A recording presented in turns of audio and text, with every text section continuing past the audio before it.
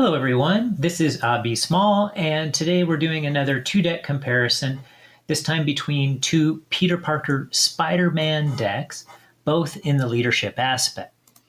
On the left side we have Web-Warrior Fanatic's deck, Weaving Threads, and over on the right we have my deck, so AbisMal's deck, the Fast and the Furious. So in this case, we are again facing the two decks for the playtesting. Both decks faced Claw, first in Standard and Expert. Again, that's really to warm up the decks, kind of get a feel for them. And then afterwards, we dug into the main event, which would have been Magneto, and was Magneto. First in Standard, again, to kind of warm up, get used to the Encounter deck, Magneto's Encounter deck first. And then 3 times on Expert. So both decks did the same. Again, I started with my deck because I want to make sure I'm wholly familiar with Spider-Man's cards. Then that way when I went to play Weaving Threads, I was prepared for the changes there. So I knew for sure I didn't have to think about Spider-Man's cards. I only had to think about the cards that had been added to the deck by Web-Warrior Fanatic. And Web-Warrior Fanatic and I did chat ahead of time, and he graciously gave me the okay to use his deck for this. And again, this is meant to be a comparison to really celebrate different ways people might build decks. And it's particularly important to me that I got a chance to do one of Web-Warrior Fanatic's decks because he is actually one of the inspirations for me to start this channel, because he had the guts to start his channel when he hadn't been playing for very long. I had already been playing for years by the time he started his channel, and yet he had the guts to just get on there and just start doing it. And that's actually was one of the encouragements for me, his example, to go ahead and give it a try myself. Now, as a bit of extra preparation for this, because I know that Weaving Threads has been played a number of times and already a proven factor, I wanted to make sure that I was really playing it properly, so I did actually watch one of his playthroughs. You can see when you go down to the description on his deck, you will see that he has played it a number of times. So I will, of course, link both of these decks in the description, but you can go there and be able to see any of his playthroughs, some very impressive playthroughs. I mean, look at these titles: Spider-Man versus Expert Venom Goblin with the Infinity Gauntlet, also against Expert Ronin. So, and then some multiplayer. So whatever, you want to see, there's a bunch to see there. If you get the chance, I highly recommend reading the description of this deck. You'll see a lot of the details that I'll cover some of this myself as well, since this is a deck comparison. He's done a really nice job with his write-up here, so I highly recommend reading through it. All right, so let's get started first on the similarities between the decks. So first, let's look at the allies and notice that both of us have allies that are meant to produce card draw. And so I'm just going to point out the ones that are doing that in both decks, just naturally so from their abilities. So first we have Ironheart, whom when you play from your hand draws a card. Maria Hill, after she enters play, each player draws a card. In this case I was playing solo, so you would play a card. Moon Girl, that allows you to draw 3 cards if you are playing with the Champion or Genius trait. In this case, again, we have Spider-Man, who in the Alter Ego side has the Genius trait. So we can only play Moon Girl from the Alter Ego side, because that's the side that has the Genius trait. And so looking at Moon Girl has the response that after you play Moon Girl from your hand, draw 1 card for each mental resource you use to pay for her. And then we also have Nick Fury, whom when you play can draw 3 cards. So those are the card drawers, card drawing allies on Weaving Threads. So once again, that's Web-Warrior Fanatic's deck. And then I have a similar looking group for the most part when it comes to the card draw, except I did not include Ironheart in my allies. So a big part of both of these decks, big goal for both decks, is to have quite a very massive card draw, actually. You will see big differences, though, in the way that is accomplished in both decks. They do play very differently. So we will get to that part when we get to the differences. I just want to point out the similarities for now. So if we are going to find the other similarities, we do have the same double resources. That's a given in most decks. But in addition, if we go down to the supports, we do see that both decks have a Quinn carrier as a resource generator. So a cost of 3, and it'll generate a wild resource for you.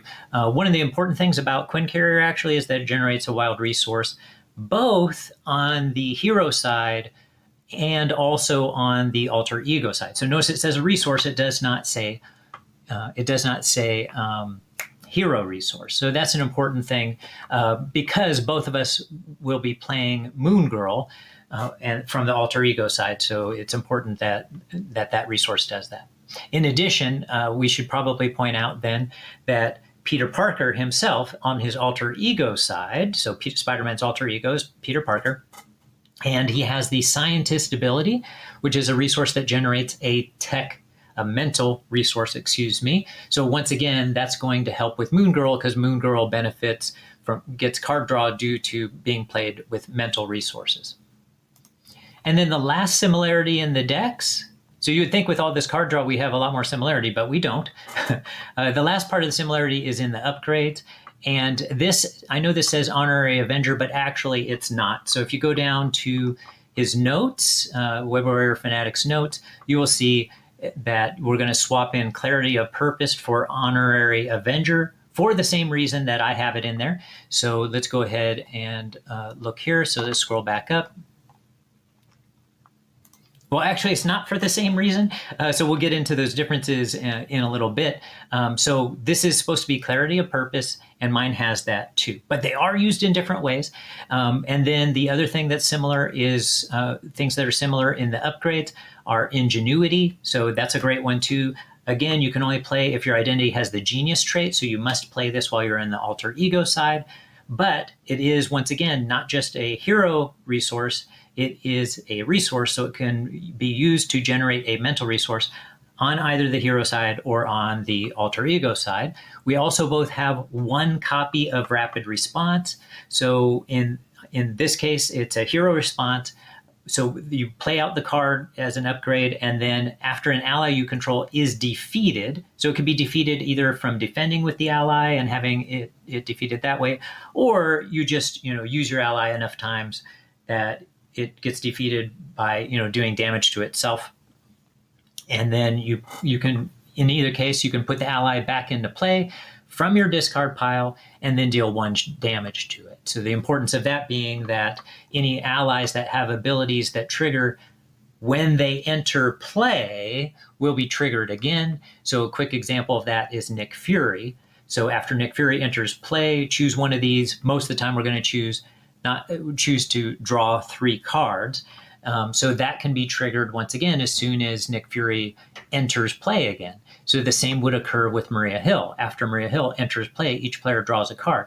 It would not occur though, so it doesn't help. That card doesn't help for an ally such as Ironheart. After you play Ironheart from your hand, draw a card. So you can't draw a card if you use that card for Ironheart or for Moon Girl.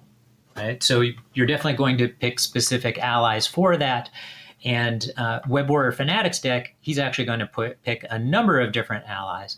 Whereas mine, I'll go ahead and start this part right now, is Nick Fury is that primary target in my deck. Okay. All right, so let's go ahead and then, oh, wait, I do have one more that has some card draw here. I just remembered that. So on my side, instead of Ironheart, right, I actually have one that triggers in the same way after you play White Tiger. So I have White Tiger. You have to play White Tiger from your hand, draw X cards to a maximum of 3, where X is equal to the villain's stage number. So if the villain has no stage number, draw a card. So this is, so just like Moon Girl, just like Ironheart, it's only after you play White Tiger from your hand that you can gain this ability, use this response. So once again, White Tiger would not be a good target for Rapid Response. All right, those are the similarities. Let's get into the differences. So let's go back up to the top for both of these. And this time I'm actually going to start with my deck. And the reason for that is my deck, I think, is simpler. And then it'll be easier by contrast to point out what's different about Web-Warrior Fanatic's Weaving Threads.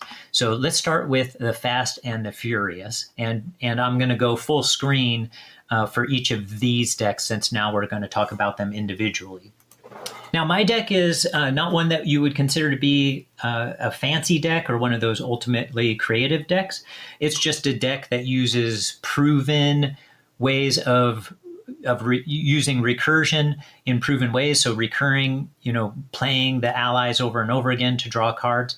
So mine uses those proven methods that have been used before, but the only new thing about it is maybe the combination of ways that it does it, and also the allies that can benefit from that recursion, or how you can benefit from certain allies from that recursion.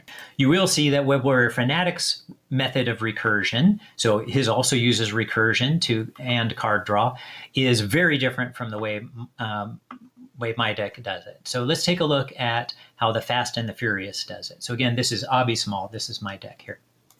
So the main catalysts for recursion in my deck are Make the Call. So Make the Call is, it costs 0, and you pay the printed cost of an ally in any player's discard pile, put that ally into play under your control. And then, so I have 3 copies of that.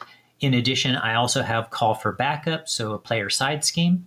And this costs 1 to play, and then you will put 3 threat on it. And then once you thwart this side scheme and defeat it, when it's defeated, each player may search their deck and discard pile for an ally and put it into play.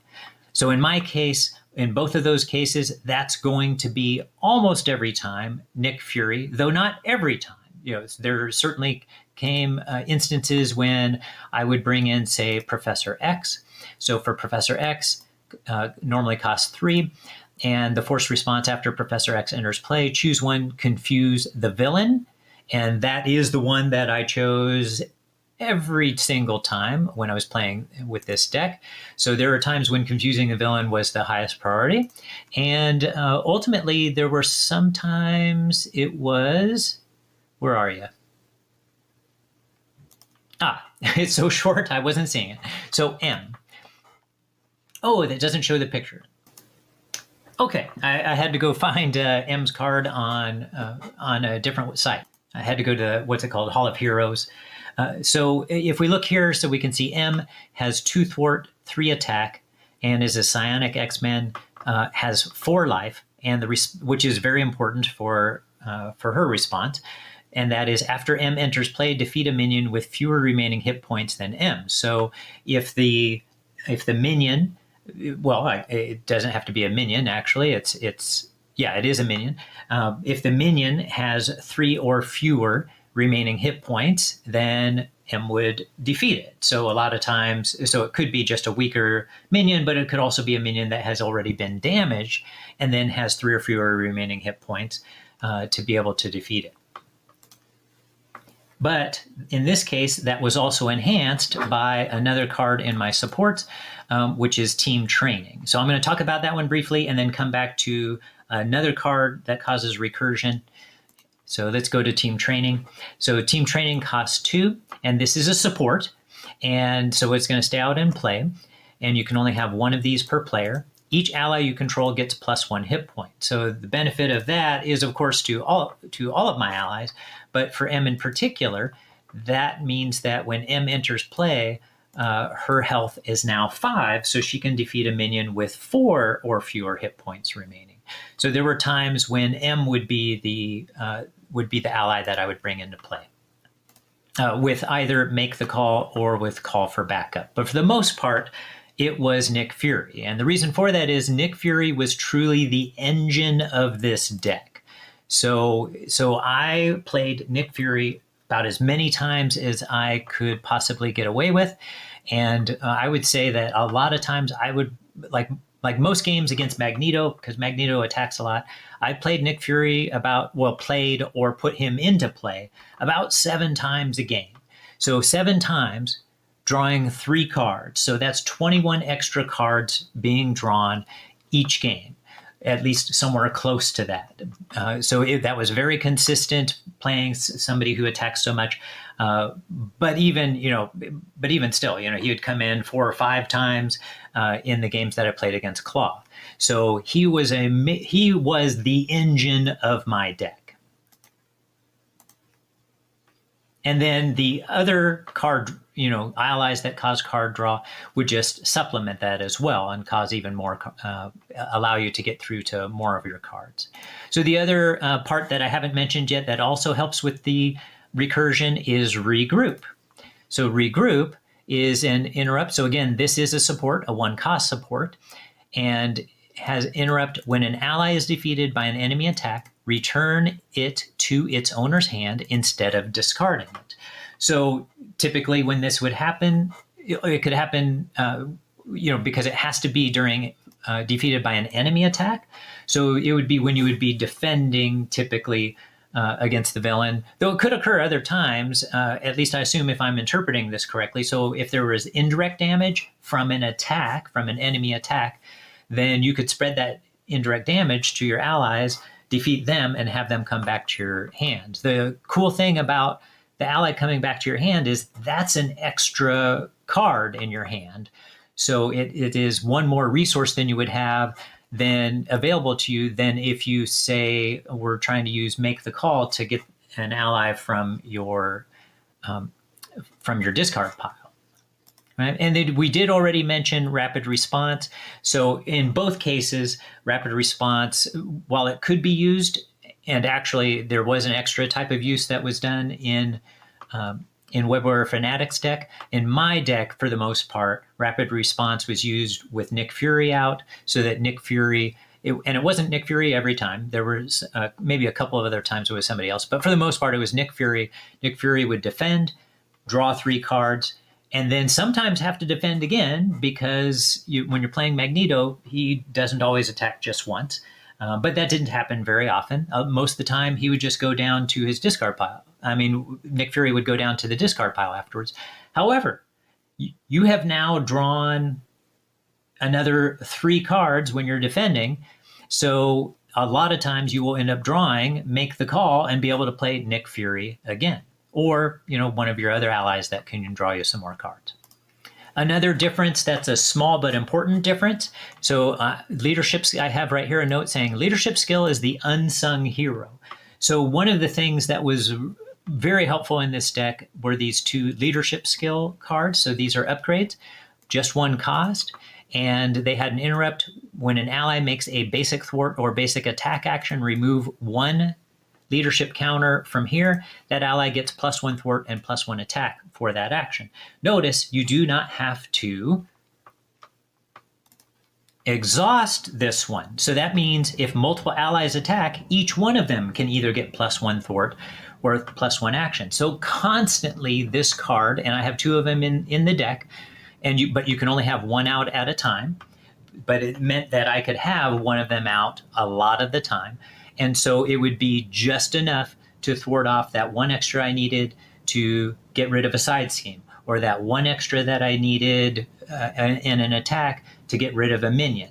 So time after time, this card came in to save the day in that way, and it is very efficient. So if you look at this card, it only does 1 cost, and it has 3 leadership counters on it, so it has 3 uses. So you can think of it as either 1 cost for 3 damage, or 1 cost for 3 thwart, but it's really a combination of the 2, and you use it whatever way is best, and flexibility makes it even more powerful, or I should say more effective. So now let's get down to the bottom line here with all this card draw. What is its purpose? So first of all, it's to make sure you constantly have allies out and multiple allies out at a time so that you can, in fact, defend possibly multiple times when you're facing the villain. Again, especially somebody like the villain Magneto. But in addition to that, it's meant to give the opportunity to get plenty of damage, which is from swinging web kick, right? 3-cost card that deals 8 damage to an enemy. Now in this deck, and we're going to see a difference in when we look at Web-Warrior deck, this tended to happen throughout the game. So a lot of times, certainly there were times when I would have 2 of these in hand, had enough card draw to play both of them, and to finish off a villain with 16 points. But a lot of times, too, it was just here and there, boom, 8 damage to the villain, another 8 damage to the villain. So getting to that defeat quickly. So when I played Magneto, so there's 4 times, right? 1 time in standard and 3 times in expert. Only 1 time did Magneto get through his deck. The other 3 times, he never got through his deck once. And that's not normal for Magneto, for those of you who are used to playing Magneto, especially on expert. So that it typically, I'm used to getting through his whole deck because he discards a lot of cards from his deck. So I should probably get into the results for this deck. And so we had 2 games against Claw, 1 in standard, 1 in expert, and then the 4 games against Magneto, 1 in standard, 3 in expert, undefeated in all of those games. And 3 of those games against Magneto, by the way, were dominant against Magneto. And the 4th game was more of an endurance match. That was the one where he did actually get all the way through his deck. But it was still controlled the whole time. Never felt like I was in any danger. So let's contrast this now with the other deck, with Web-Warrior Fanatic's deck. Okay, so let's go full screen on Web-Warrior Fanatic's deck. And let's see how this contrasts with the other deck that we just went over. So the main thing about this deck is it had a completely different way of going about what it was doing for its recursion. And what we'll notice about Weaving Threads is that the main card that's used for recursion, but also to set up an important element of this deck, is Suit Up. So Suit Up is a 2-cost card, has an alter ego action, search your deck and discard pile for an ally and an upgrade, so both of those, that can be attached to that ally. So that's very important. And then you add them to your hand. So you're going to go get an ally and an upgrade that can be attached to that ally. So the first target for that typically is, and I'm going to focus on the upgrade first, Warrior of the Great Web. So the reason we need this card is that the attached character, so you attach this to a character with Spider in its title, and Spider-Man has Spider in his title, the hero in this case, and it's max 1 per character. Attached character gains the Web-Warrior trait. And then you get this response: after a Web-Warrior ally leaves play, attached character gets +1 attack until the end of phase. And certainly you end up using that response, but that's not as important as this fact here, that Spider-Man, Peter Parker, will gain the Web-Warrior trait. So what are the benefits of that? So one of the benefits is that it makes it easier to play Web of Life and Destiny. And the Web of Life and Destiny, first of all, if you have the Web-Warrior trait, this is free. And then it has a response: after a Web-Warrior ally leaves play, choose a player. That player draws 1 card. Now, you might actually get Web of Life and Destiny into play without having the Web-Warrior trait to begin with. You just get to ignore the resource cost if you do. And one game, I actually did play this without that. I had plenty of resources, and it was available to play, so I got it out into play. But most of the time, I had the Web-Warrior trait on Peter Parker because I had played Warrior of the Great Web, sometimes because I got it into my hand early, but other times because there are 3 copies of Suit Up in this deck that allows it to be played. So once it is played, every single one of these Web-Warrior allies, which can actually only be played if you control a Web-Warrior card. So Web-Warrior cards, by the way, this one is not a Web-Warrior card. So notice it says title here. It's not a Web-Warrior card. But the Web of Life and Destiny is a Web-Warrior card. You can see it says it right here. And then, of course, once the Warrior of the Great Web is in play, it may not be a card that has the Web-Warrior trait, but then Spider-Man has the Web-Warrior trait. So once Spider-Man has the Web-Warrior trait, you then have the ability to play Ghost Spider.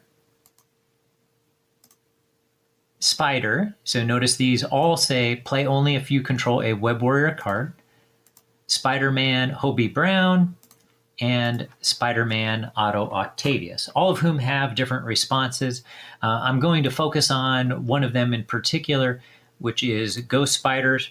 And Ghost Spiders is an interrupt. When Ghost Spider leaves play, search your deck for an identity-specific event and add it to your hand. So when Ghost Spider leaves play, first of all, you get to draw a card because you have Web of Life and Destiny in play. You also get, Warrior of the Great Web gives, in this case, I choose Peter Parker to get +1 attack. And on top of that, you get to choose either any of these 3 cards here that are events in Peter Parker's deck. So sometimes you would choose to get the backflip, knowing that the villain is going to attack you in its turn. Sometimes you would grab Enhanced Spider Sense, maybe because you need the mental resource, or maybe because you wanted some insurance that when a treachery card is revealed, then you'll be able to cancel its when revealed effects. And then sometimes you will grab Swinging Web Kick so that you can do 8 points of damage. So all of those are viable opportunities. Plus, once again, you get that additional card draw. And that's card draw that my deck did not have. So this deck had the potential to have greater card draw. So not only could you get the same type of card draw that Nick Fury can provide you, that Moon Girl can provide you, but you can also get the additional card draw that Web of Life and Destiny provides you. And Web of Life and Destiny is, again, it's after a Web Warrior ally leaves play, choose a player. That player draws 1 card. You do not have to exhaust this card. So if multiple Web Warriors leave play, you can draw cards multiple times. Including, by the way, if you have Ghost Spider and then you happen to have Rapid Response in play, then Ghost Spider could, there are different possibilities here, but it could be that Ghost Spider attacks and takes damage resulting from that attack, and therefore comes back into play due to Rapid Response. Or Ghost Spider could have defended. Once again, you could also still choose to defend with Nick Fury and then end up drawing cards that way. So you'll have some real flexibility, and that's one of the things that this deck had that my deck did not, the AbisMal's deck did not, is this flexibility in the choices that you can make, which made some very cool, like a cool decision space available to you to make the right decision at the right time. And then plus you have these other spider characters too that have their own benefits. Now, once you have Warrior of the Great Web into play, you still want to be able to play Suit Up because at that point, most of the time you're going to start using Moon Girl to get 3 card draw each time. And that's why, by the way, part of what assists that play and assists playing all of these allies is the Power in All of Us. So the Power in All of Us is added to this deck. So that's a resource card that I don't have in my card, but it counts as a double resource anytime you're playing any of the basic cards, which, by the way, would assist in getting Avengers Mansion out. So that's another card that's not in my deck that has even more card draw in Web-Warrior Fanatic's deck, and can assist with playing Quinn Carrier and the Web of Life and Destiny if you happen not to have the Warrior of the Great Web out in play already. So what do you do when you want to use Suit Up to grab Moon Girl, or sometimes actually Professor X if you want to make sure to confuse the villain? Well, that's where it used to be Honorary Avenger, but this was the substitution that was made. Let's see, did I pass it up? Yes. So we swapped in Clarity of Purpose instead, and Clarity of Purpose can be played on any of your allies. So this card can always be drawn, which means you're never going to want to play Clarity of Purpose. You're going to want to always use it just as a resource. And it actually has a mental resource on it. So that facilitates playing Moon Girl and allowing Moon Girl to draw cards. So that's a very important switch here instead of Honorary Avenger. So these 2 decks accomplish the card draw and the recursion in very different ways. And so what is the result for this deck? This deck had the ability to Both decks could control the board really well, because we have so many allies coming out all the time.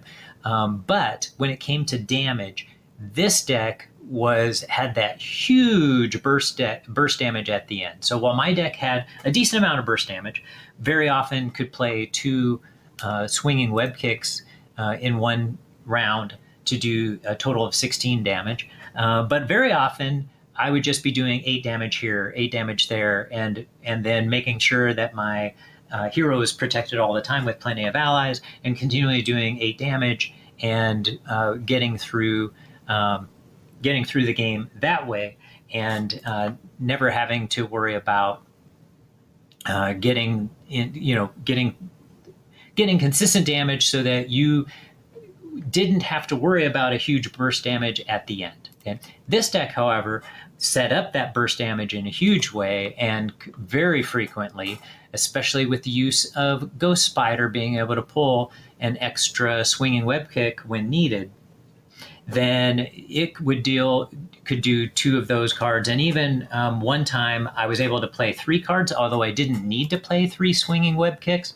I would have been able to. I actually only had 1 damage left to do on Magneto, and I finished him off with 8 points of damage from a swinging web kick. But I had enough card draw and resources to have actually played all 3 swinging web kicks that were in my hand at that time. So it has the ability to do massive burst damage in a way that my deck generally didn't have available to it. So what did that result in it being then for when he faced the villains? So first of all, Weaving Threads, Web-Warrior Fanatic's deck, up against Claw, beat Claw resoundly in Standard and in Expert, and then facing Magneto, we had 1 Standard game and 3 Expert games, beat him in the Standard game, and defeated him in all 3 Expert games. So the comparison really was, so the decks did play very differently from each other, and the results were interesting because if you were looking for kind of that more traditional deck like mine was, then that deck had a lot of control and, like I said, kind of constant damage. And only 1 time did Magneto get through his whole deck. And Magneto very often gets through his deck at least once, usually once, because he discards so many cards. But he only got through his entire encounter deck 1 time when I was playing with AbisMal's deck. So let me put those side by side. So the Fast and the Furious. So only got through that once. Very much control. Very controlled defeats there. And then whereas Weaving Threads still had a lot of control throughout, but would usually defeat the villain in 1 huge burst at the end. That was very typical of those victories. And there were 2-3 times, I don't remember how many, where Magneto did still get through his entire deck, but it didn't matter because Spider-Man had it under control the whole time. So it was very cool playing the two decks, seeing how they played differently, seeing how the strategies differed greatly. So if you're looking for 2 decks that are fun to play, if you want a more straightforward deck with a consistent strategy, then the Fast and the Furious is a great one. If you're looking for that creative deck that gives you a bigger decision space, more creativity, more ways to solve your problems, then Weaving Threads is that deck. It does have more setup to it as well, so that would be another thing to take into consideration. But part of what's great about this deck is kind of the insurance built into it so that you can set it up quickly. Because even if you don't get what you want right away, you play Nick Fury, you play Moon Girl, you start drawing a bunch of cards, you're going to get there quickly. So both decks had that ability to get their engines running relatively quickly, and both of them were a lot of fun to play. So I want to finish again by saying thanks once again to Web-Warrior Fanatic for giving me the okay to borrow his deck for this comparison, and again for helping be one of my inspirations to start the channel. And I did want to give a shout out to BoomGuy one more time here too, because he was the one that about a week before I started my channel, I was considering doing it, and I mentioned it to BoomGuy in in one of his YouTube videos, and he encouraged me to do it, and that helped give me that extra boost of inspiration to make that final decision to go for it. So pretty cool that my first 2 comparison videos both involved those who inspired me and encouraged me to start my own channel. All right, well, that's it for today. Everybody have a good one, and I'll talk to you next time.